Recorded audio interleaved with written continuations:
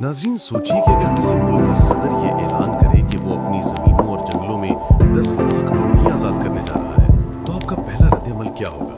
यकीनन आप चौंक जाएंगे, हंसेंगे या शायद इसे पागलपन करार देंगे। यही कुछ दुनिया ने कहा जब इब्राहिम ट्रावरे ने बुर्किना फासो की पार्लियामेंट में खड़े होकर बड़े एतमाद से ये ऐलान किया। ऐवान में बैठे वुज़रा और मुशीरों ने एक दूसरे की तरफ हैरान निगाहों से देखा। सहाफ़ियों ने अगले दिन के अखबारात में से मुज़हिक़े ख़ीज़ तजर्बा और महंगा तमाशा करार दिया। मगर इस हजूम में सिर्फ एक शख्स था जो अपने फैसले पर पूरे यकीन के साथ डटा हुआ था, और वो थे इब्राहिम ट्रावरे। मगर सवाल ये है कि इब्राहिम ट्रावरे को ऐसा गैर मामूली कदम क्यों उठाना पड़ा? तो दोस्तों, बुर्किना फासो का शुमार उन ममालिक में होता है जहाँ किसान अपनी ज़मीनों पर दिन रात मेहनत करते हैं, बीज बोते हैं, पानी लगाते हैं और फसल के सुनहरी दिनों का इंतजार करते हैं। लेकिन जैसे ही ये फसल पकने के करीब पहुंचती, आसमान पर स्याह बादलों की तरह टिड्डी दल और कीड़ों के लश्कर नमूदार हो जाते। ये हशरात चंद घंटों में पूरे खेत को चट कर जाते और किसानों की महीनों की मेहनत खाक में मिल जाती। जरा तसव्वुर कीजिए कि किसान अपनी बीवी बच्चों के साथ दिन रात काम करे, लेकिन सुबह जागने पर देखे कि खेत में हरियाली के बजाय सिर्फ मिट्टी और खुश्क तिनके बाकी हैं। यही मंजर बुर्किना फासो के हजारों देहात में आम था। लोग मजबूर थे कि यूरोप से दरामद शुदा महंगे केमिकल्स खरीदें।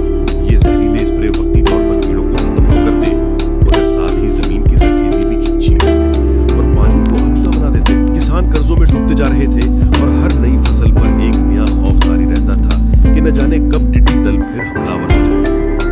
कौमी इदारे इमदाद के वादे करते, लेकिन उनके हल सुस्त और ब्यूरोक्रेसी की शिकंजे में फंसे हुए होते। इब्राहिम ट्रावरे ने महसूस किया कि अगर वो इसी पुरानी पॉलिसी पर चलते रहे तो बुर्किना फासो हमेशा बाहर की ताकतों का मोहताज रहेगा। इसलिए उन्होंने फैसला किया कि एक ऐसा हल ढूंढा जाए जो अफ्रीकी हो, कुदरती हो और सबसे बढ़कर देर पा हो। और वो हल था मुर्गियां। जी हाँ, वही आम सी मुर्गियां जिन्हें लोग अमूमन सिर्फ अंडे और गोश्त के लिए पालते हैं। ट्रावरे की नजर में वही मुल्क को बचाने वाली फौज थी।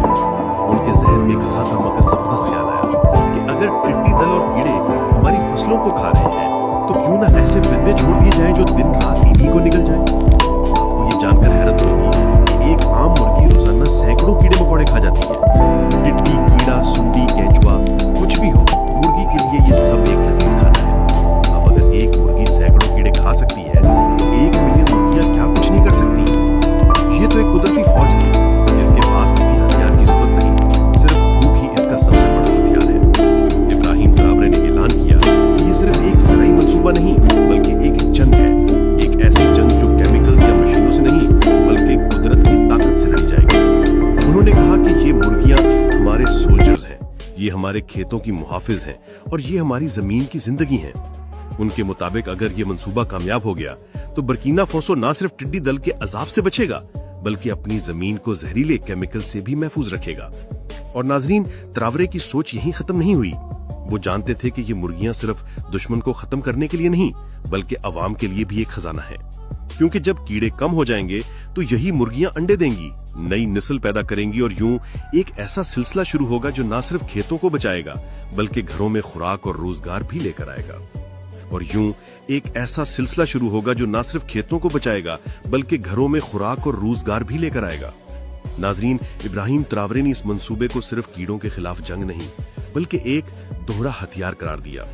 एक तरफ ये मुर्गियां खेतों में तबाही मचाने वाले कीड़ों को खाकर किसानों की फसलों को बचाती थीं, और दूसरी तरफ यही मुर्गियां अंडे देती, गोश्त फराहम करती और खानदानों के लिए प्रोटीन का सबसे सस्ता जरिया बन जाती।